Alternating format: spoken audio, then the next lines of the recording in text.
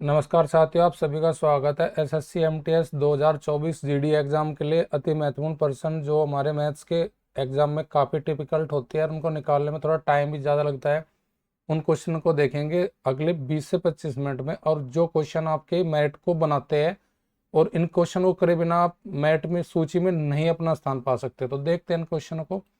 पहला क्वेश्चन आपकी स्क्रीन पे है कि हमारे पास एक कमरा है जिसकी माप हमें दी गई है। किस किस उसमें दी गई है? 10 × 10 × 5। और उसमें सबसे लंबे खंबे रखने की हमें लंबाई पूछी है कि उसमें सबसे लंबा खंबा हम क्या रख सकते हैं। तो देखिए, आपका जो कमरा होता है उसकी शेप होती है घनापकार, यानी कि ऐसे हमारा कोई कमरा होता है तो वो शेप ले होता है घनाप की। तो यहाँ पे कमरा में अगर लंबाई का आपको पोल रखना है खंबा, तो कहने का मतलब है वो खंबा उसके विकर्ण की माप होगी हमारी। विकर्ण की माप, विकर्ण क्या होता है? घनाप का हमारा। अगर हम घनाप का विकर्ण का फॉर्मूला देखते हैं तो वो हमारा होता है एल का स्क्वायर, लंबाई का स्क्वायर प्लस चौड़ाई का स्क्वायर प्लस ऊंचाई का स्क्वायर, उसका वर्गमूल। हमारे पास एल दिया है लंबाई 10 मीटर और चौड़ाई भी 10 मीटर। इन सभी का हम क्या करेंगे? स्क्वायर कर देंगे। स्क्वायर 10 का 100, 10 का 100, 5 का 25 ऐड कर लेंगे। ऐड करने के बाद हमारे पास ये टोटल हो जाएगा 225। 225 का वर्गमूल आएगा हमारा 15।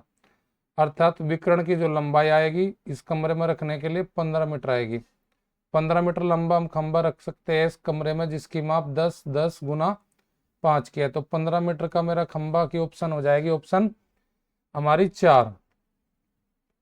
नेक्स्ट क्वेश्चन है, दुकानदार 12% के लाभ पर सामान बेचता है, वास्तविक वजन से 15% कम वजन का प्रयोग करता है, उसका लाभ परसेंट बताना। इस क्वेश्चन को हम करने के लिए देखते हैं क्या लगाते हैं। माना 1 kg मेरा 1 रुपये का है, कोई वजन कम सामान। अगर मैं 100 kg कोई वजन लेकर आता हूँ तो उसका रेट होगा मेरे लिए क्या? 100 रुपये। अब मैं 100 kg का माल, मैंने सोचा 100 kg का माल खरीदता हूँ 100 रुपये में। इसको 12% के प्रॉफिट में जब जो जाएगा, जब ये 100 रुपये से 12% अधिक में बेचूंगा मैं, यानी कि 100 रुपये 12% का लाभ कमाने का मतलब मुझे उसे बेचना पड़ेगा 112 रुपये का, मुझे उसका सेल करना पड़ेगा। लेकिन एक्चुअल वजन से 15% कम भी वजन कर रहा हूँ मैं, यानी कि जो 100 kg है उससे भी मैं 15% कम वजन करूंगा तो वजन मैं दूंगा उसको कितना? 85 kg। यानी कि मैंने उसको 112 रुपये में अगर बेचा है, अगर 112 रुपये में बेचा है तो 112 रुपये मैंने उसे 100 kg नहीं दिया, उसे दिया है कितना kg? 85 kg। और 1 kg 1 रुपये का, तो 85 kg कितने रुपए का होगा मेरा? 85 रुपये का। यानी कि जो ये माल मैंने बेचा है उसको 112 रुपये में, उसका एक्चुअल कॉस्ट क्या है मेरा? 85 kg अगर माल दिया तो 85 रुपये का होगा। क्यों? क्योंकि मैंने पहले ही 1 kg 1 रुपये का माना हुआ है, ये मैंने माना है अपनी साइड से। तो कहना मतलब मैं उसको सीपी यानी कॉस्ट प्राइस 85 kg अगर दिया तो उसका क्रय मूल्य 85 रुपये है, तो और वो 85 रुपये का माल 112 में अगर मैं दे देता हूँ तो मुझे लाभ कितने रुपए का बनेगा? लाभ रुपए में बनेगा जी 112। विक्रय माइनस करिए, विक्रय मेरा 112 है और करिए 85 है, तो मेरा जो लाभ बनेगा, लाभ रुपए में बनेगा 27। पर लेकिन लाभ परसेंट पूछा है तो लाभ परसेंट का आने के लिए लाभ बटे क्रय मूल्य, जितना वजन तोला है वो कितना तोला है? 15% कम का मतलब 85 kg। 85 kg का मतलब ये माल 85 रुपये का, तो 85 का क्रय मूल्य मेरा होगा जब 27 रुपये का लाभ है मुझे, तो परसेंट काटने के लिए गुना कर लूंगा। 5 से इसको डिवाइड करूंगा, ये 17 बार जाएगा, ये 20 बार। 20 की 27 में गुना करूंगा तो ये हो जाएगा मेरे पास 540। और 540 को 17 से डिवाइड करूंगा, 17 तिया 51, बच गए हमारे पास 3। 30 17 कम 17, यानी 31 पॉइंट समथिंग मेरा आंसर आएगा। तो ये ऑप्शन मेरी कौन से में हो जाएगा? ऑप्शन सी में हो जाएगा, 31.76%। तो ऐसे क्वेश्चन करने के लिए हमें अपनी साइड से कुछ वजन की वैल्यू ले लेनी होती है। जैसे मैंने लिया 1 kg 1 रुपये का, 100 kg मैंने 100 रुपये का। क्यों 100 kg किया कि 100 पे मुझे परसेंटेज बढ़ाना और घटाना बहुत ईजी होता है कि 100% में जो भी मैं वैल्यू परसेंट की मानूंगा वही खुद की उसकी वैल्यू बन जाएगा। जैसे 12% लाभ है तो 100 का 12% 12 रुपये, अर्थात 112 रुपये में से बेचना पड़ेगा। 15% अगर वजन कम कर रहा है तो 100 kg का 15%, 15 100 में से घटाएंगे 85। 85 kg 85 रुपये का, 85 रुपये का माल 112 में दिया तो उस कैक रुपए का लाभ हुआ 27 रुपए का। कब लाभ हुआ? जब उसने 85 रुपए का माल बेचा। तो लाभ परसेंट का आने के लाभ बटे क्रियामूल गुना 100। इस प्रकार हम सोल्व करेंगे तो हमें मिलेगा 31.76% आपका प्रॉफिट का परसेंट।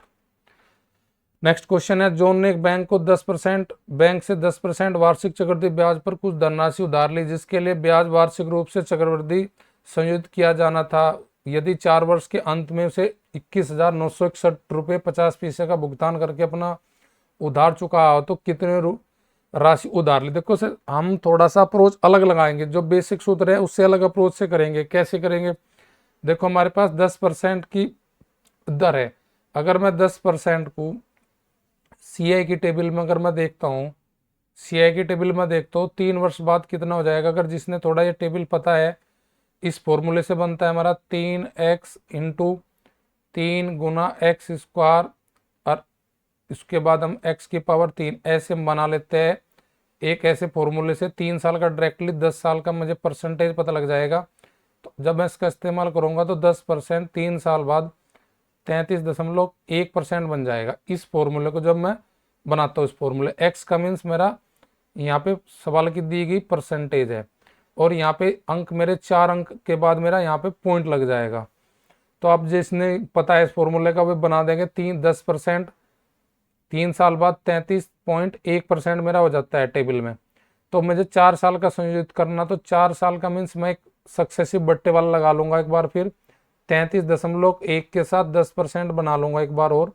तो 4 साल का मुझे पता लग जाएगा कितना परसेंट बनेगा मेरा इंटरेस्ट सीआई 4 साल का।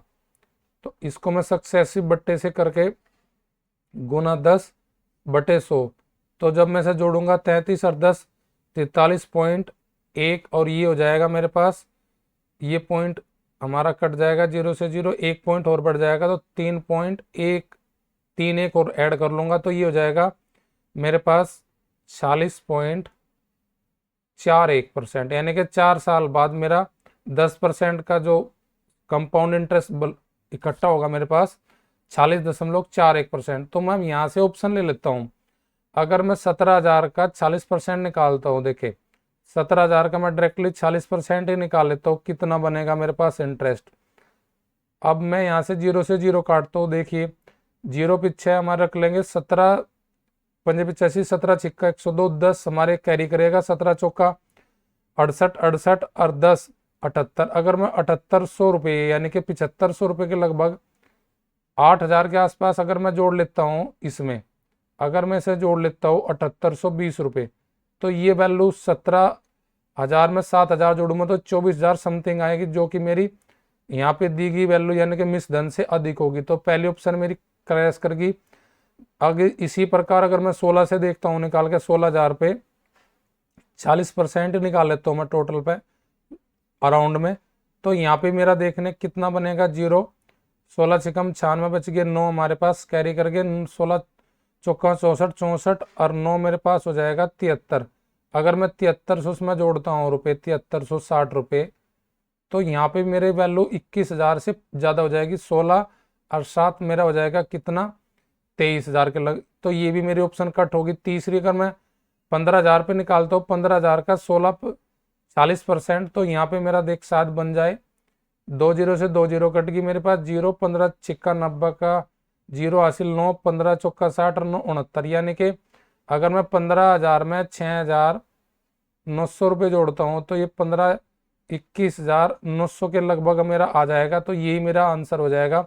तो इस प्रकार हम क्या कर सकते हैं कि 10% को डायरेक्टली पहले 3 साल में देखते हैं कितना ब्याज, फिर एक सक्सेसिव बट्टा लगाकर 4 साल में मुझे पता लग जाएगा कि मेरा ब्याज जो इकट्ठा होगा 40 दशमलव समथिंग। तो फिर ऑप्शन से आप जल्दी 40% निकाल कर देखेंगे ये ब्याज मेरा है इतने परसेंट पे कितना बनता है, तो 17,000 पे मेरा चले जाएगा 78 समथिंग, जो कि 24,000 बनेगा।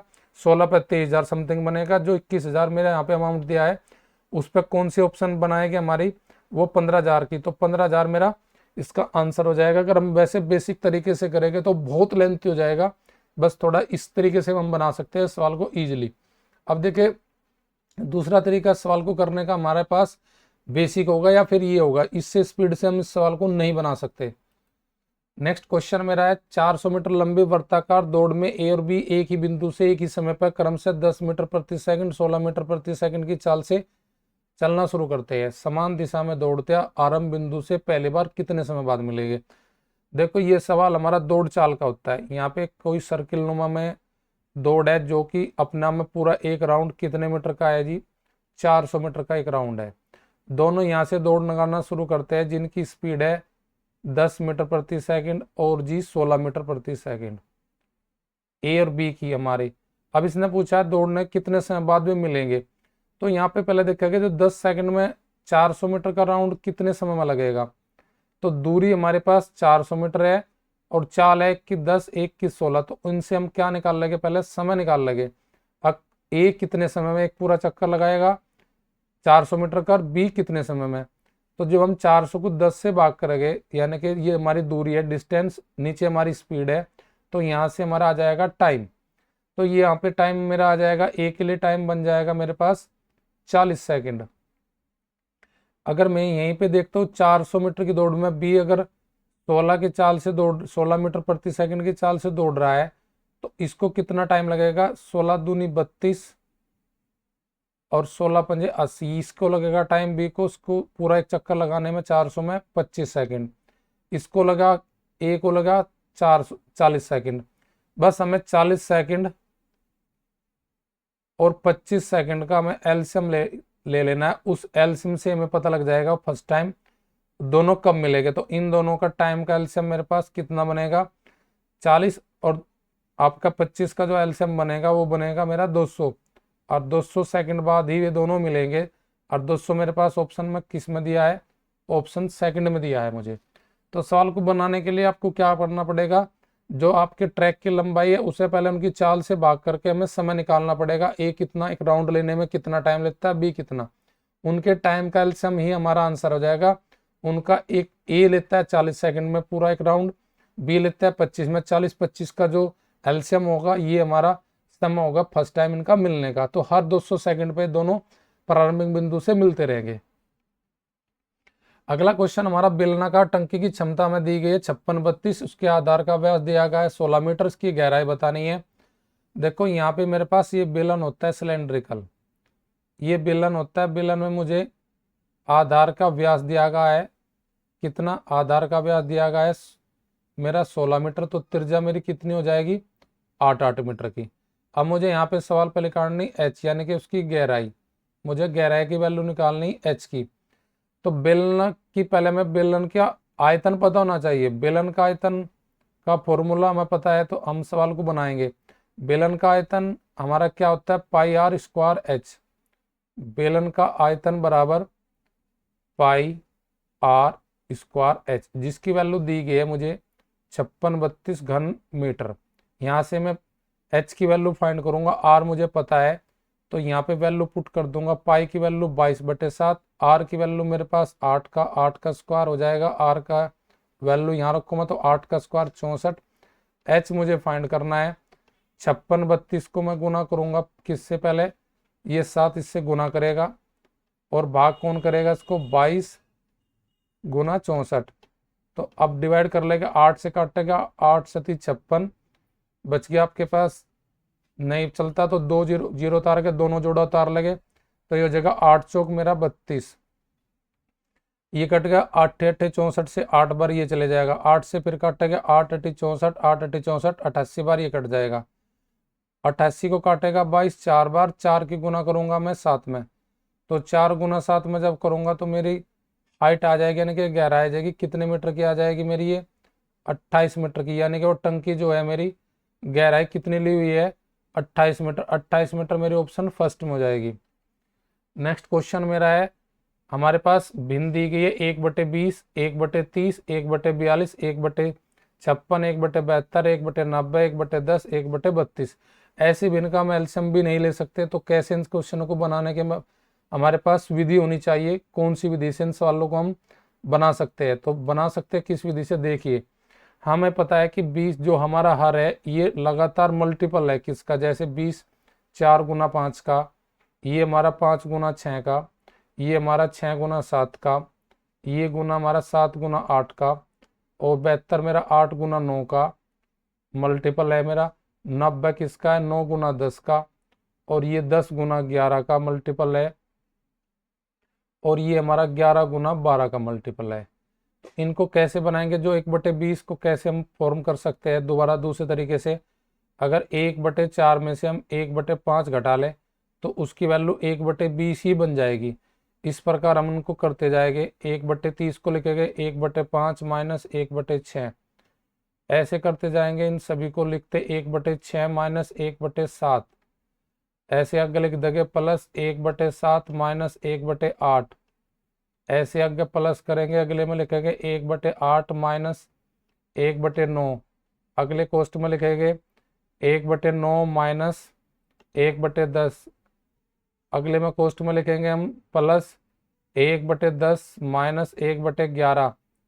ऐसे अगले कोष्ट में लिखेंगे प्लस 1/11 माइनस 1/12। तो अब जब इसको हम सोल्व करेंगे, यहाँ पे माइनस 1/5 है, यहाँ पे प्लस है, कैंसिल हो जाएगा। यहाँ प्लस माइनस की जो वैल्यू सेम है वो कैंसिल हो जाएगी। इस प्रकार से ये माइनस प्लस की जो वैल्यू सेम है हम कैंसिल कर देंगे, तो लास्ट में हमारे पास क्या बचेगा? यहाँ पे 1/4 बचेगा और लास्ट में बचेगा हमारे पास 1/12। इनका डिफरेंस ले लेंगे, एलसीएम मेरे पास 12 आ जाएगा। 4 तिया 12, 12 कम 12, तो 3 माइनस 1 बराबर 2/12। 2/12 का मीन्स हो जाएगा 1/6।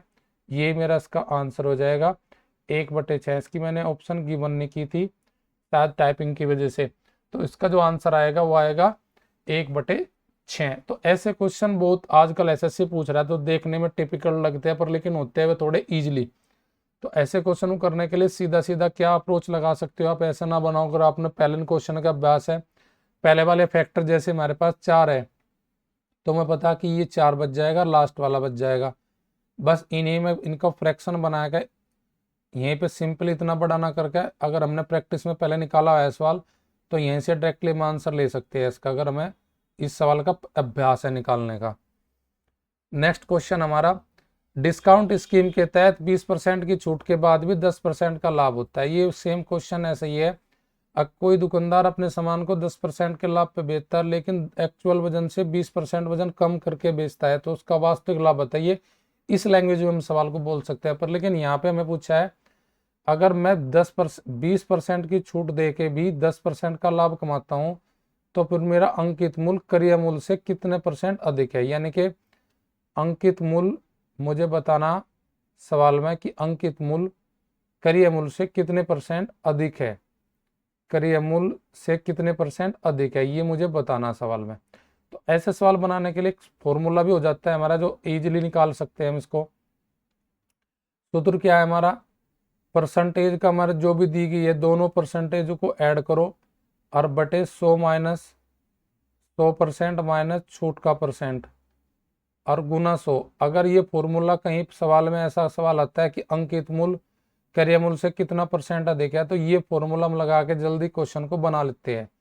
जैसे 20% और 10% में ऐड करूंगा तो बटे छूट का परसेंट मेरा कितना है 20, तो 100 में से मैं घटाऊंगा 20, तो 100 में से 20 घटाऊंगा 80 बच जाएगा और गुना करूंगा मैं 100 की, तो 20 और 10 जुड़ के मेरे हो जाएगा 30 और 100 में से घटाऊंगा 20% तो मेरे पास बच जाएगा 80% और गुना करूंगा 100 की। तो यहाँ से मेरी परसेंटेज जो आएगी वो परसेंटेज आएगी मेरी, जब मैं से सोल्व करूंगा 25 की गुना करूंगा 3 में, 25 थी 75, ये परसेंटेज मेरी अंकित मूल्य की आएगी। कितना परसेंट अंकित मूल्य क्रय मूल्य से अधिक है? तो 37.5% अंकित मूल्य क्रय मूल्य से अधिक होगा जब ये कंडीशन लागू होगी कि 20% की छूट देने के बाद भी 10% का लाभ हो सकता है। अब इस सवाल को, ये तो हमारा फॉर्मूला, पर लेकिन फॉर्मूला हमारा कब तक याद रहता है? इतने क्वेश्चन फॉर्मूले से बन जाएंगे तो हम इनको याद रखने में थोड़ा दिक्कत बनेगी। मैं थोड़ा सा बेसिक से बता देता हूँ, थोड़ा जो कॉन्सेप्ट आपका कैरी कर जाए पेपर में उस कॉन्सेप्ट को बता देता हूँ। देख लीजिए मैं इसको थोड़ा कर लेता हूँ रफ।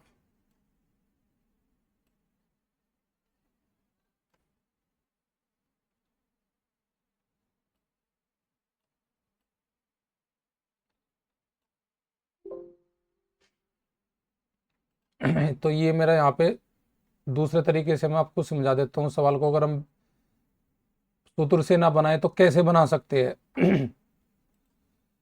देखिए, मैंने माना मेरा सीपी यानी क्रय मूल्य मेरा 100 रुपये है, 100 रुपये मेरा क्रय मूल्य है, और मुझे प्रॉफिट लेना 10% का, तो मुझे एसपी करना पड़ेगा कितना, 100 से 10% अधिक करने का मीन्स हो जाएगा ये मुझे बेचना पड़ेगा 110 रुपये में ये वस्तु पर। लेकिन मैं मार्क प्राइस यानी कि अंकित मूल्य पर कुछ छूट देता हूँ, तो मेरा अंकित मूल्य मुझे निकालना है, तो मैं इसको वैल्यू मान लूंगा कि अंकित मूल्य मेरा x रुपये है, उस पर डिस्काउंट मैं देता हूँ कितने परसेंट का, 20% का। तो मैं x का अगर 20% घटाऊँ 100 में से, x का अगर 80% निकाल दूँ तो मेरा क्या आ जाएगा, एस पे आ जाएगा, जिसपे मैंने किया है, कितने पे सेल किया है इसको, 110 पे। x की वैल्यू काटने के लिए मुझे 110 को 80 से भाग करना पड़ेगा, गुना 100 की करनी पड़ेगी, तो x की वैल्यू मेरे पास आ जाएगी, 0 से 0 कट जाएगी हमारी। 1100 को अगर मैं डिवाइड करूँ 8 से तो कितना बनेगा, 8 एकम 8, 3 हमारा बच गया 30 होगा, 8 तिया 24 बच गया आपके पास 6, तो 6 बचने के बाद मेरे पास यहाँ पे 8 एकम 8 बच गए, 3 हो गए 30, 8 तिया 24 बच गए 6, लगा पॉइंट, हो गए 60, 8 सती 56, तो यानी कि लगभग लगभग मेरे पास यहाँ पे मैं, नहीं शायद ये इसका मैं काटता हूँ, दोबारा काटता हूँ उसको, ऐसे नहीं बनाएंगे इसको। बनाने के लिए देखो मैं जीरो यहीं रखता हूँ, 4 से काटता हूँ, 20 चौक 80 और 20 पंजे 100, 5 की गुना करता हूँ मैं किस में, 11 में, ये 500 मेरे पास 50 हो जाएगा, बटे करूँगा मैं 4, 4 एकम 4 मेरे पास बच के कितना, 1 हो गए 15, 4 तिया 12 बच के मेरे पास कितना, 3 बच गए, हो गए मेरे पास 30, 7 मेरे पास चक के चले गए, 7 चौक 28 बच गए मेरे पास 2, नहीं चलते तो पॉइंट लगा लूंगा, हो जाएगा मेरे पास 20, तो 5 चौक 20, तो यानी कि मेरा जो मार्क प्राइस आएगा यानी कि अंकित मूल्य आएगा 137.5 रुपये। अब ये 100 से कितना ज़्यादा है, देखो ये में जितना ज़्यादा है वही हमारा आंसर हो जाएगा, इन दोनों का डिफरेंस 137.5 और 100 का डिफरेंस ही मेरी अंकित मूल्य क्रय मूल्य से कितना परसेंट है उसकी वैल्यू मुझको बता दी जाएगी, यानी कि 37.5 रुपये अधिक है, तो 37.5 बटे 100 गुणा 100 करेंगे, फिर मेरा 37.5% वहाँ से बन जाएगा। तो यहाँ का सेट आपका सेट नंबर 4 यहीं पे हम क्लोज करते हैं। नेक्स्ट टेस्ट में मिलते हैं हम, जो आपके एग्जाम की दृष्टि से काफ़ी महत्वपूर्ण पर्सन होते हैं उनके लिए।